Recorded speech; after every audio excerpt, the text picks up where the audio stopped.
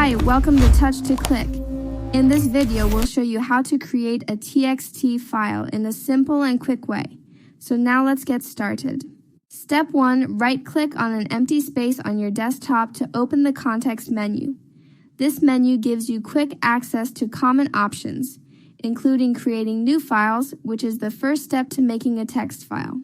Step 2, hover your mouse over New in the menu and then click Text Document. This action creates a blank TXT file on your desktop, which is commonly used for notes, instructions, or simple text without formatting. Step 3, double-click the newly created text file to open it. The file will open in Notepad by default, allowing you to start typing and editing text easily. Step 4, click inside the file, type the content you want to save, then click File in the top left corner and select Save. Saving the file is important so your text is stored and can be opened again later. Thanks for watching, and don't forget to subscribe to Touch to Click for more helpful tutorials.